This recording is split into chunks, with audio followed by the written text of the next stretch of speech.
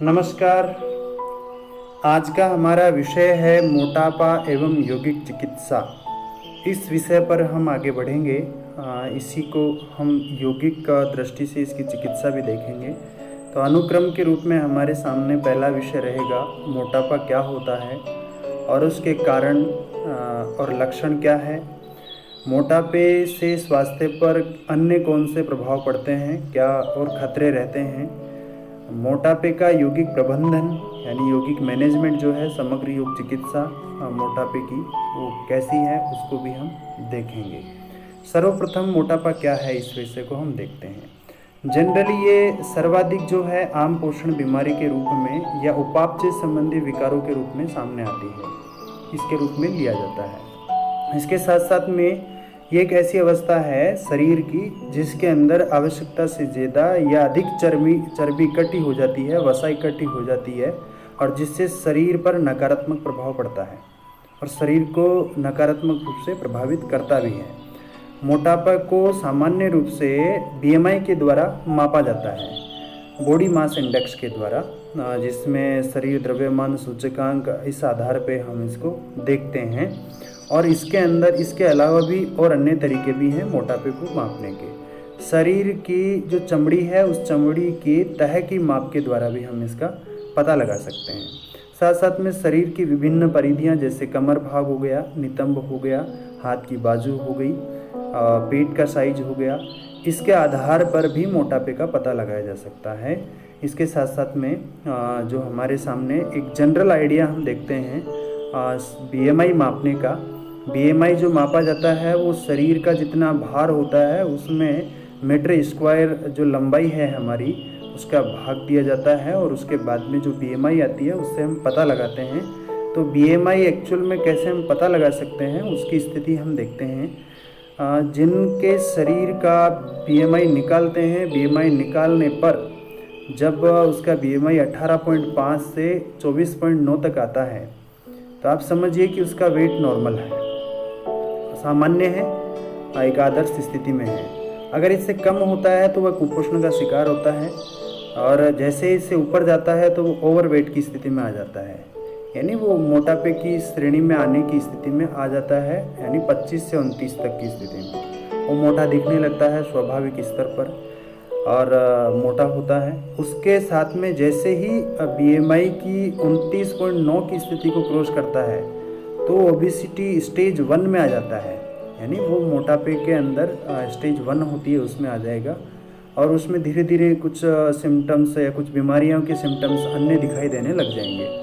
और उसके साथ साथ में उसकी स्थिति अगर और आगे बढ़ती है 30 से 34 के बाद में 35 से 39.9 तक, तो बीएमआई की मोटापे की जो स्टेज है वो 2 हो जाती है और उससे ऊपर बढ़ते ही वो पूरा खतरे की स्थिति में हो जाता है। वो पूरा एक रोग का पूरा पुतला हो जाता है जिसके अंदर अनेक प्रकार के रोगों के होने की संभावना पूरी बढ़ जाती है। इसी के साथ साथ हम ये देखते हैं कि इसके सिम्टम्स क्या है, किन लक्षणों के द्वारा हम इस बात को पता लगा सकते हैं कि ये व्यक्ति मोटापे का शिकार है, क्योंकि जनरली सिम्टम्स तो हमें देखने से पता चल जाता है और बीएमआई से मालूम चल जाता है। और अन्य उसके सिम्टम्स दिखाई देते हैं जिसमें छोटे छोटे कार्यों में सांस का फूलना, अत्यधिक पसीना आना, आवश्यकता से ज़्यादा या कम व्यक्ति सोएगा और थोड़ा सा चलने पर उसकी सांस फूलने लग जाएगी या तेज़ी से चलने पर भी फूलेगी। शरीर के विभिन्न अंगों पर या विभिन्न भागों पर इन्फ्लामेशन हो जाती है, सूजन आने लगती है।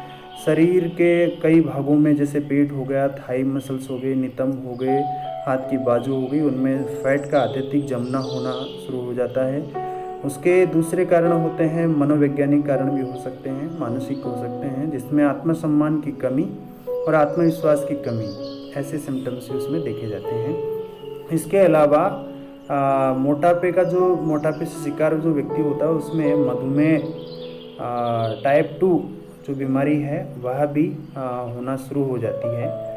इसके साथ साथ में हृदय संबंधी प्रॉब्लम्स भी बढ़ जाती है और अन्य बीमारियां जैसे गठिया और जीवनी शक्ति की कमी, ये भी परिणाम के रूप में आने लगते हैं मोटापे के परिणाम में और बीएमआई के द्वारा भी इसको देखा जा सकता है।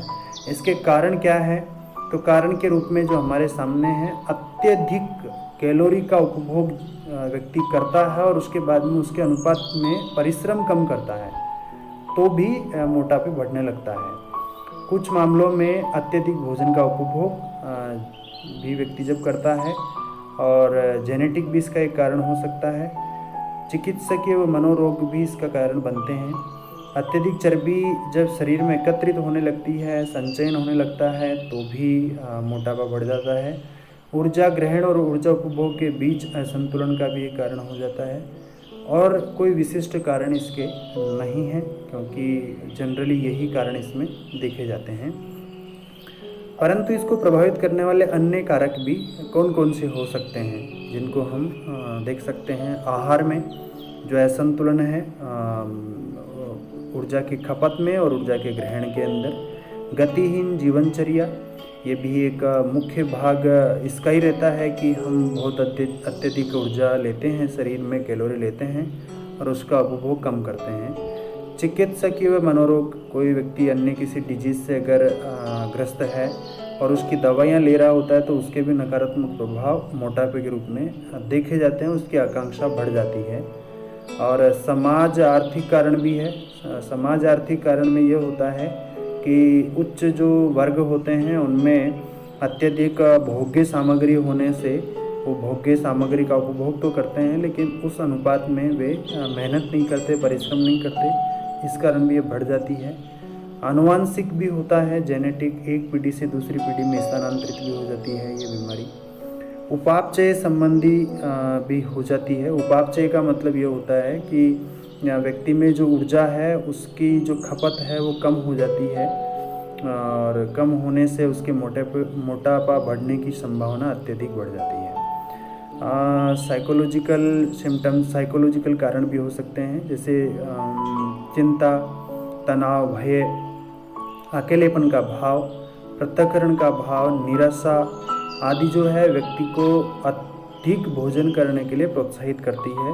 वो ऐसी कंडीशन में अपने तनाव के चक्कर में उसको ज़्यादा भोजन करने लगेगा अजीब से, और बहुत ज़्यादा एकांत में रहेगा, एकांत रहना शुरू कर देगा, काम नहीं करेगा, लथार्जीपन आ जाएगा, तो वो भी एक कारण उसका हो सकता है।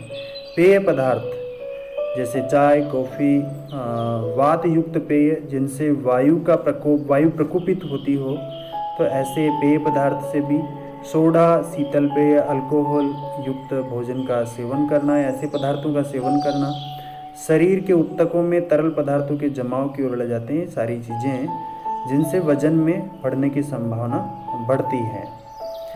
अन्य कारण, अन्य प्रभाव क्या हो सकते हैं इसकी वजह से, मोटापे की वजह से? अन्य प्रभाव में डायबिटीज़ भी बढ़ती है। डायबिटीज जो टाइप 2 है वो इससे बढ़ने लगती है। उच्च रक्तचाप भी इससे होता है, मोटापे से, उसके ऊपर भी प्रभाव पड़ता है व्यक्ति के ऊपर की। और उसके साथ साथ में कोरोनरी धमनी का रोग भी उसमें होने लगता है, जिसमें अथेरोस्क्लेरोटिक टुकड़ों का निर्माण होने लगता है और जिसकी वजह से धमनियों के अंदर ये सारी समस्याएं उत्पन्न होने लगती है। मस्तिष्क वाहिकीय आघात, जिसमें मोटापे से सीधे रूप से संबंध नहीं है इसका, लेकिन उच्च रक्तचाप से संबंधित है, क्योंकि जब उच्च रक्तचाप होगा तो मस्तिष्क में जो वाहिकाएं हैं उनमें भी आघात होना शुरू हो जाता है। पित्त की पथरी, पतले लोगों की अपेक्षा मोटे लोगों में 6 गुना अत्यधिक प्रचलित है ये।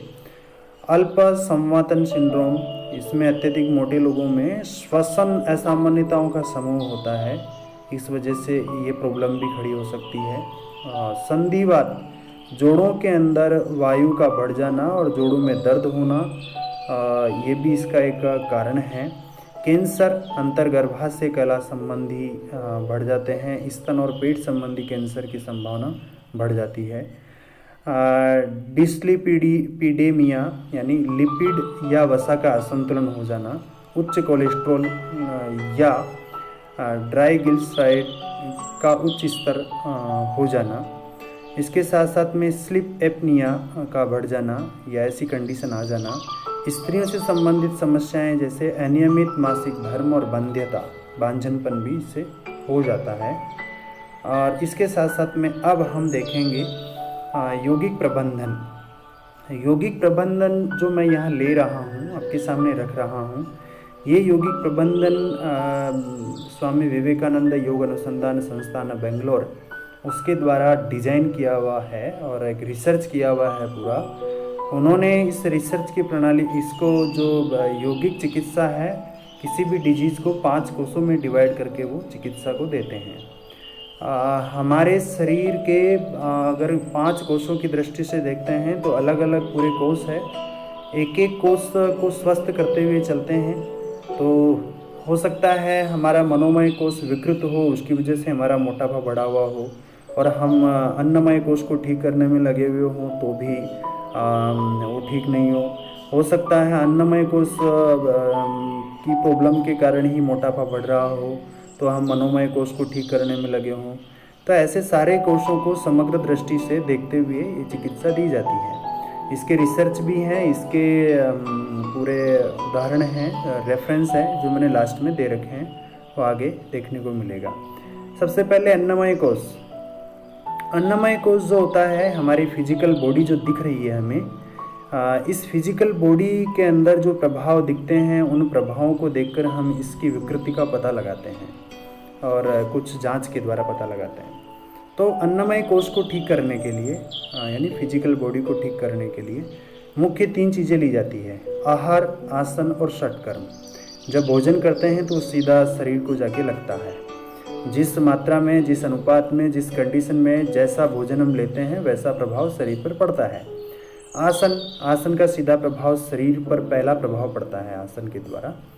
और षटकर्म से इसी फिजिकल बॉडी की शुद्धि होती है। तो इन 3 के माध्यम से हम अन्नमय कोष को पुष्ट करते हैं, ठीक करते हैं। और इसके साथ साथ में नेक्स्ट भाग में हम प्राणमय कोष जो होता है, इस फिजिकल बॉडी के बाद में जो इससे अधिक अटैच है वो प्राणमय कोष है। प्राणमय कोष में हमारे रक्त का प्रवाह होता है और श्वास प्रश्वास का आवागमन होता है। और इस कंडीशन को ठीक करने के लिए अगर इनमें कोई अनबैलेंस है, रक्त के प्रवाह में बहुत तेज़ी से हो रहा है या बहुत धीमा हो रहा है या असंतुलित है, और हमारे श्वास की गति में कोई परिवर्तन है सामान्य स्थिति से, तो भी उसको सामान्य करने के लिए हम प्राणमय कोष को ठीक करने का काम करते हैं, जो प्राणायाम के द्वारा। तीसरा हमारा कोष होता है जो सबसे महत्वपूर्ण है, मनोमय कोष। मनोमय कोष को ठीक करने के लिए, क्योंकि मन तो जिधर हम छोड़ते हैं उधर ही जाता है, इसलिए इसको ठीक करने के लिए सबसे शानदार हमारे पास जो औषधि है मन की, वो ध्यान है और भजन है। भजन का मतलब होता है कि सर्वत्र या सब समय में, हर समय में ईश्वर का ही चिंतन चलते रहना, उसी का भाव रहना। तो ये मनोमय कोष को ठीक करने की औषधि है। विज्ञानमय कोष जो होता है उसको ठीक करने के लिए, क्योंकि विज्ञान का मतलब होता है यहाँ इस कोष से जुड़ा हुआ है हमारी बुद्धि, विवेक। तो विवेक तर्क वितर्क किए बिना मानता नहीं है। सही गलत की पहचान वो पूरी कसौटी पर कसता है पहले अच्छे बुरे को, तब वो मानता है। तो विज्ञानमय कोष को ठीक करने के लिए स्वाध्याय की अधिक आवश्यकता होती है और सत्संग की आवश्यकता होती है। सत्संग माने सत्य का संग करना। तो इन 2 चीज़ों के माध्यम से विज्ञानमय कोष को ठीक करते हैं। इसकी औषधि है एक प्रकार से ये। आनंदमय कोष जो है, इसको ठीक करने के लिए निष्काम कर्म योग, नारायण भाव, अन्य जो भी हमारा आसक्ति को दूर करे, सबसे अनासक्त हो जाए, निष्काम हो जाए, सदैव स्वयं में स्थित हो जाए, ऐसी स्थिति ही आनंदमय कोष को पुष्ट करती है। तो हम एक एक करते हुए इनको समझते हुए आगे बढ़ेंगे।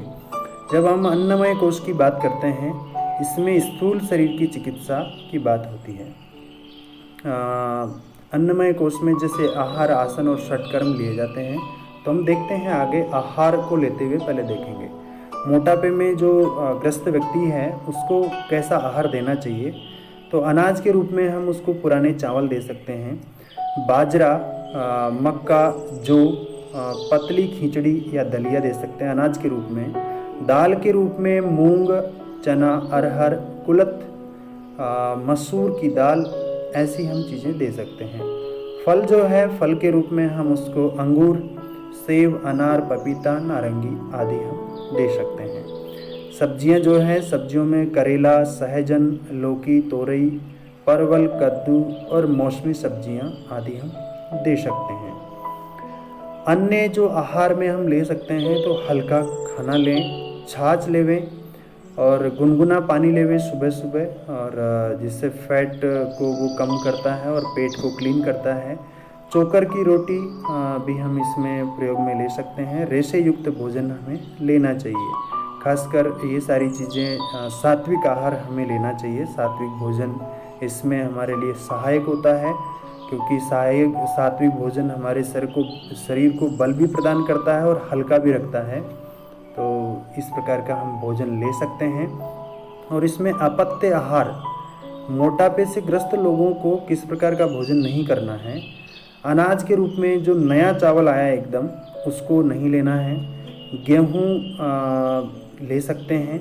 गेहूँ जो है अगर ज़्यादा मात्रा में नहीं लेना है, पतली दलिया वगैरह खिचड़ी ले सकते हैं। वैसे सीधा सीधा हम लेते हैं तो चोकर की रोटी उसके बजाय यूज में लेते हैं। दाल के रूप में अगर हम यूज में लेते हैं तो देसी चना नहीं लेना चाहिए। और फल जो है केला हमें नहीं लेना है। सब्जियां कौन कौन सी नहीं लेनी चाहिए मोटापे से ग्रस्त व्यक्ति को? आलू, कटहल, अरबी, सख्ती से इनका पालन करना चाहिए, लेना ही नहीं चाहिए। जो तेली और मसालेदार भोजन है वो भी नहीं लेना चाहिए। मांसाहार, जो मांस का आहार करता है उसका भी व्यक्ति त्याग कर देवें। जैसे मांसाहार जो सूप होती है उसका भी त्याग कर दें। अचार और घी, तेल, अत्यधिक नमक, कोल्ड ड्रिंक, बेकरी पदार्थ, जंक फूड, सॉफ्ट ड्रिंक, डिब्बाबंद खाना, नमक, चॉकलेट, टॉफ़ी, मछली का मांस, कॉफ़ी, चाय, कोल्ड ड्रिंक, मिठाई, दही, आलू, केला, आम, शराब आदि इस प्रकार के सीधी सी अगर हम बात करें तो राजसिक व तामसिक प्रकार के भोजन को जितना हो सके अवॉइड करें और लेना ही नहीं है। सात्विक भोजन लेते हैं तो उससे सारी पूर्ति हमारी हो जाती है, ऐसा हमें ध्यान रखना चाहिए। अब हम जो इसका आहार के बाद में दूसरा पार्ट आया अन्नमय कोश को पुष्ट करने का, वो आसन है। आसन में हम सूर्य नमस्कार ले सकते हैं। सूर्य नमस्कार के समय बस इतना ध्यान में रखें, अगर मोटापे से ग्रस्त व्यक्ति है और उसकी कमर में दर्द है, हार्ट की अगर प्रॉब्लम बढ़ चुकी है, तो हम सामान्यतः जो सूर्य नमस्कार करते हैं उसको अवॉइड करते हुए चेयर सूर्य नमस्कार होता है एक, उसको हम कर सकते हैं। अगर ये प्रॉब्लम नहीं है तो हम सूर्य नमस्कार को भी अच्छे से अभ्यास कर सकते हैं। पवन मुक्तासन, जो हमारे पेट में जो वायु का विकार बढ़ जाता है तो वायु को मुक्त करने के लिए भी काम में आता है। इन अभ्यासों के साथ साथ में लघु शवासन, जिसको हम कह सकते हैं आंशिक विश्राम पद्धति, ये भी इसमें बारी बारी से हमें करते रहना है। तितली आसन, भूनमनासन, पश्चिमोत्तानासन, हलासन, भुजंगासन, शलभासन, धनुरासन, नौकासन और शवासन। ये जनरली अभ्यास जो ऐश्व्यासा के में जो रिसर्च हुई है, रिसर्च पेपर हैं, उनमें इन तरीके को बताया गया है कि ये आसन हम ले सकते हैं और इनके उन्होंने उदाहरण भी दिए हैं कि किस प्रकार इनके प्रभाव पड़ते हैं। इसके साथ साथ में षटकर्म, अन्नमय कोश को ठीक करने के लिए जो तीसरा उपाय है वह षटकर्म है। षटकर्म में जो हम देख रहे हैं कपालभाति, जलनेति, सूत्रनेति, वमनधोति और शंख प्रक्षालन, ये उस रिसर्च में है जो उन्होंने की है। तो कपालभाति सामने जो चित्र में हम देख रहे हैं कि फोर्सफुली हमें श्वास को बाहर छोड़ना है और श्वास लेने की प्रोसेस स्वतः होगी, उसके लिए कोई प्रयास नहीं करने हैं। इससे हमारी लंग्स की कैपेसिटी बढ़ती है, श्वास की जो क्रिया है वो व्यवस्थित होती है और साथ साथ में हमारे फोरहेड पर चमक आती है, हमारे विचारों में संतुलन होता है और मस्तिष्क की क्षमता बढ़ती है। तो कपालभाति इस प्रकार से काम करता है। जलनेति और सूत्रनेति, ये नेति के दो भाग हैं। जलनेति से हमारा जो साइनस का पार्ट है, हमारा नासिका का जो पार्ट है, नासिका और अंदर गले तक जुड़ा हुआ जो भाग है वो क्लीन होता है, उसमें म्यूकस जो भरा रहता है वह दूर होता है। इसलिए श्वास से संबंधित चीज़ों में और मस्तिष्क की जो बीमारी होती है उसमें भी ये कारगर है। तो हम हो सकते हैं इन दोनों अभ्यासों से जो हमारे शरीर के अंदर जो मानसिक प्रभाव पड़ते हैं उनको भी कंट्रोल कर सकते हैं। सूत्रनेति वही क्लीन करने का तरीका है। और इसके साथ साथ वमनधोति, जो पेट के अंदर, आमाशय के अंदर जो कचरा या बहुत ज़्यादा एसिड बढ़ जाता है या आहार नाल स्वच्छ नहीं है तो उसको क्लीन करने के लिए वमनदुती का सहारा भी हम ले सकते हैं। शंख प्रक्षालन, पेट को, छोटी आंत और बड़ी आंत को पूर्ण रूप से क्लीन करने के लिए और ऊर्जा की सही खपत होने के लिए यह अभ्यास हमारे लिए सबसे शानदार है। तो इस प्रकार के अभ्यास भी इन्होंने बताए हैं, जैसा कि हम चित्र में भी देख पा रहे हैं। और इसके साथ साथ में अब हम चलते हैं प्राणमय कोश को ठीक करने की बात करते हैं। अन्नमय कोश को ठीक हमने आहार के द्वारा, आसन के द्वारा और षटकर्म के द्वारा ठीक किया। अब दूसरी बॉडी हमारी आती है प्राणमय कोश, जो प्राणिक बॉडी है, जिसमें मुख्य काम प्राण का होता है, जिसको हम ठीक करने के लिए प्राणायाम का सहारा लेते हैं। जनरली हम इसको समझेंगे कि जो प्राणमय शरीर है हमारा, प्राणिक बॉडी है, इसमें कहा जाता है कि ये 5 प्राणों के अंदर विभक्त रहता है और 5 प्राण इस शरीर को अनेक अलग अलग भागों में जाकर संभालते हैं। वो 5 डिपार्टमेंट है और वह आपस में कोरिलेशन रखते हैं व्यान प्राण के द्वारा। तो इनमें कोई ब्लॉकेज नहीं होना चाहिए, इनमें कोई रुकावट नहीं होनी चाहिए। तो प्राण जब शरीर में बहता है तो प्राण का प्रवाह हमारे शरीर तक ही सीमित नहीं रहता है। हमारी अगर प्राणिक बॉडी की बात करते हैं तो ये प्राणिक बॉडी पूरे यूनिवर्स से जुड़ी हुई रहती है। जैसे ही इसमें ब्लॉकेज होते हैं तो हमारे शरीर के अंदर कष्ट होना शुरू हो जाते हैं, प्रॉब्लम्स होना शुरू हो जाती हैं। कहा भी गया है, प्रश्नोपनिषद में आया भी है प्राणायाम को, प्राण को लेकर, प्राणस्येदं वशे सर्वं त्रिदिवे यत् प्रतिष्ठितं मातेव पुत्रान रक्षस्व श्रीश्च प्रज्ञांच विदेहि नैति। कह रहे हैं कि प्राण से प्रार्थना कर रहे हैं कि हे प्राण, जो सारे सब जगह व्याप्त है, सर्वत्र है, तीनों देवों में, तीनों लोकों के अंदर त्रिदिवे प्रतिष्ठित हैं, सब जगह विद्यमान हैं। मातेव पुत्रान, जिस प्रकार माता अपने पुत्र की रक्षस्व यानी रक्षा करती है, श्रीश्च प्रज्ञांच विदेहि नैति, आप इसी प्रकार हमें श्री प्रदान करे, प्रज्ञा यानी बुद्धि प्रदान करे, और हमारी यही आपसे प्रार्थना है। इसके साथ साथ में प्राण की जब हम बात करते हैं तो जब व्यक्ति का प्राण ठीक होता है तो ये प्राण जो होता है ये शरीर और मन, इन दोनों का सेतु भी है, एक प्रकार से इन दोनों को जोड़ता भी है। और इसके साथ साथ में ये हमारे को अनंत ब्रह्मांड से भी जोड़ता है। जब ये ठीक होता है व्यक्ति प्राणिक दृष्टि से तो उस पूरी यूनिवर्स के साथ वो जुड़ा हुआ रहता है। इसकी अनेक पद्धतियाँ भी हम देखते हैं, जैसे हीलिंग प्रोसेस के माध्यम से व्यक्ति को ठीक किया जाता है, तो उसमें प्राण का ही मुख्य कार्य होता है। ये भी सबसे पावरफुल टेक्निक्स हैं। तो इसको ठीक करने के लिए जो प्राणायाम के भाग है उनमें विभागीय श्वसन, जिसको पूर्ण यौगिक श्वसन भी कहते हैं, इसके अंदर होता यूँ है कि हमारा पेट और फेफड़े, डायफ्राम जो होता है, इन दोनों की पूर्ण श्वसन की प्रक्रिया होती है। पहला हमारा उदरीय श्वसन है और उसके बाद में वक्षीय श्वसन होता है। जब हम इसके निश्चित राउंड होते हैं, 5 राउंड के माध्यम से कर सकते हैं। अभ्यास हो जाने पर 9 राउंड कर सकते हैं। पहले 5 राउंड हम पेट के करेंगे, पूर्ण श्वास भरेंगे अंदर और पेट फूलेगा, श्वास छोड़ेंगे, पेट का संकुचन होगा। और फिर उसके बाद में हम फेफड़ों का कर सकते हैं। फेफड़ों का करने में 5 बार हम जब श्वास लेते हैं अंदर तो फेफड़े फूलने चाहिए, पेट का कोई मूवमेंट नहीं होगा। श्वास छोड़ते समय फेफड़ों का संकुचन होगा।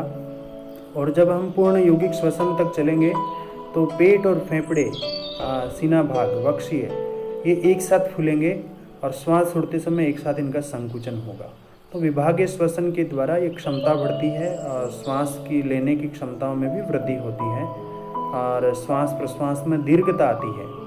इसके साथ साथ में दूसरा है सूर्यानुलोम विलोम। इस पर बहुत सारे रिसर्च हुए हैं, खासकर एक रिसर्च जो इसमें आया है सामने, एक रिजल्ट इसमें हमारे सामने आया है जो रिसर्च पेपर में आगे इसके रेफरेंस है। सूर्यानुलोम विलोम प्राणायाम को अगर हम प्रतिदिन 1 महीने तक रोज 4 टाइम करते हैं, प्रातः जागरण के समय निवृत्त होकर नित्य क्रिया से 27 राउंड करें और फिर उसके बाद में भोजन से पहले आधे घंटे पहले 27 राउंड और शाम के भोजन से आधा घंटे पहले और रात्रि में सोने से आधा घंटे पहले अगर हम सूर्य अनुलोम विलोम प्राणायाम 27-27 राउंड करते हैं तो कहा जाता है, रिसर्च में सामने आया है कि उसका 2 किलो वेट कम हो जाता है, ऐसा रिसर्च कहती है। और इसके साथ साथ में नाड़ी शोधन प्राणायाम की बात अगर हम करें तो ये नाड़ियों को शुद्ध करती है, नाड़ियों में जो भी मल जमा रहता है उसको क्लीन कर देती है। इसलिए नाड़ियाँ शुद्ध होने से शरीर के अंदर की जो बायोलॉजिकल प्रक्रिया है वो सामान्य रूप से फिर से चलने लगती है। तो ये हमारी 72,000 नाड़ियों को, या अनेक ग्रंथों की दृष्टि से 72 करोड़ नाड़ियाँ, 3,50,000 नाड़ियाँ जो भी हैं, अलग अलग ग्रंथ कहते हैं, उन नाड़ियों को क्लीन करती है। व्यक्ति हल्कापन महसूस करता है इसके द्वारा। तो ये अभ्यास भी हमें सहायक सिद्ध होता है। भ्रामरी प्राणायाम ये भी रिसर्च में बताया गया है, इसके करने से भी खास प्रभाव पड़ते हैं।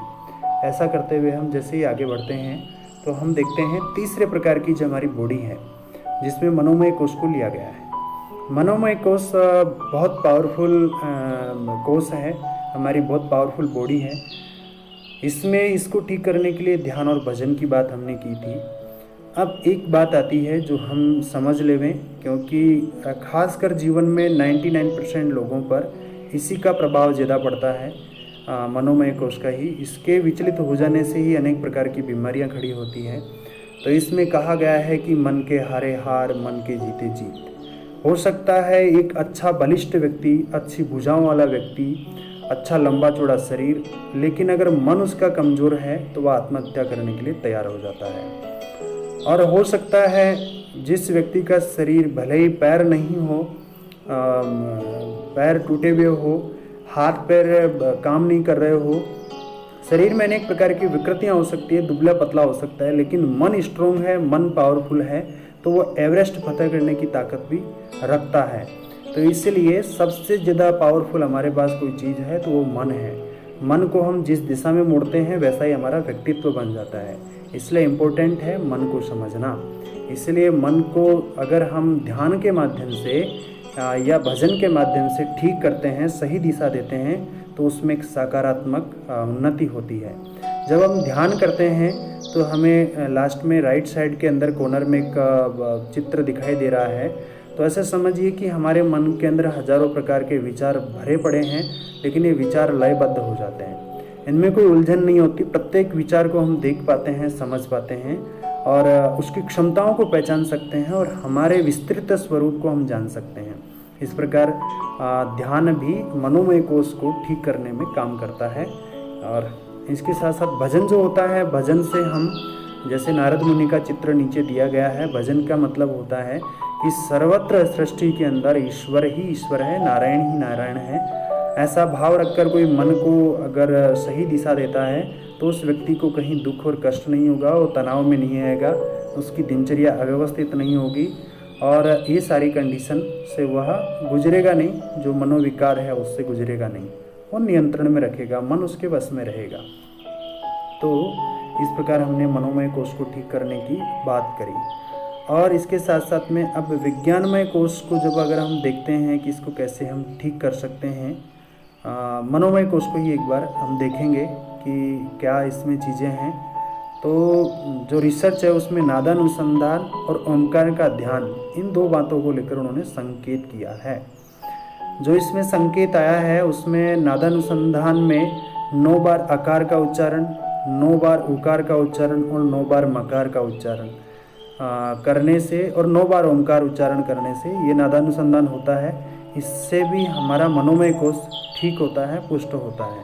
और ओम का ध्यान करने से भी यह ठीक होता है, हम सही दिशा की ओर प्रवृत्त होते हैं। इसके साथ साथ में अब हम देखते हैं विज्ञानमय कोश को ठीक करने का तरीका। विज्ञानमय कोश हमारे विवेक से जुड़ा हुआ रहता है, हमारी बुद्धि से जुड़ा हुआ रहता है, तर्क और वितर्क से जुड़ा हुआ रहता है, ज्ञान की स्थिति को हमें दर्शाता है। तो इसके जो सामने 2 चीज़ें इसमें आती है, स्वाध्याय और सत्संग। स्वाध्याय में जो बात आती है स्वयं का अध्ययन करना। जैसे हम नीचे वाले चित्र में देख रहे हैं कि व्यक्ति के हाथ में उसका गर्दन है और उसके स्वयं के सिर की जगह पुस्तक है। तो बात यहाँ इस चित्र से संकेत ये मिलता है कि स्वाध्याय यानी स्वयं का अध्ययन करना है। अगर हम पुस्तक भी पढ़ रहे हैं तो उस पुस्तक को केवल जानकारी मात्र तक सीमित न रखें, उससे हम नॉलेज इकट्ठा करें, इन्फॉर्मेशन ही नहीं नॉलेज, उसको अनुभव में लाए, स्वयं के अंदर जीना शुरू करें। श्रवण और मनन तक ही नहीं, उसको निधिध्यासन तक लेके आएँ, तो स्वाध्याय इस प्रकार कारगर होता है। सत्संग की जब बात करते हैं तो सत्संग के अंदर सत्य का संग, जब हम सत्य को जान लें, बुद्धि के द्वारा, विवेक के द्वारा उसको समझ लें और उसकी पारदर्शिता हमें हो जाती है, तो हम भ्रमित नहीं होते, हम विचलित नहीं होते, हम परेशान नहीं होते। तो इस प्रकार ये दोनों चीज़ें भी विज्ञानमय कोश को पुष्ट करने में काम करती है। और अब हम आनंदमय कोश की तरफ आते हैं। आनंदमय कोश को पुष्ट करने के लिए, क्योंकि आपको सदैव आनंद में रहना है, तो आनंद में रहने के लिए, क्योंकि हम संसार में हैं, तो संसार के कर्म तो करने ही हैं, चाहे हंस के करो चाहे रो के करो, करना होता है। इसलिए आनंदमय कोश को ठीक रखने के लिए हमारे सामने सबसे शानदार तरीका जो है वह निष्काम कर्म योग। हम किसी भी कार्य को करते हैं तो कर्म करते समय उस कर्म का फल हम सृष्टि को अर्पित कर दें, हमारे पास नहीं रखें। सृष्टि माने ईश्वर, हम ईश्वर को अर्पित कर देते हैं तो उसका फल हमें सुख या दुख के रूप में हमें भोगना नहीं होता है। तो निष्काम भाव से हम कोई भी कार्य को करते हैं तो हमें मुक्ति की ओर ही हम जाते हैं, किसी भी बीमारी से ग्रस्त नहीं हो सकते।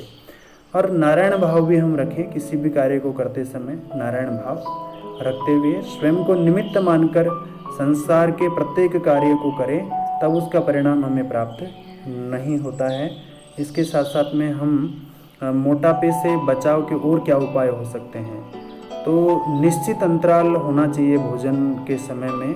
जब भूख लगे तभी भोजन करना चाहिए।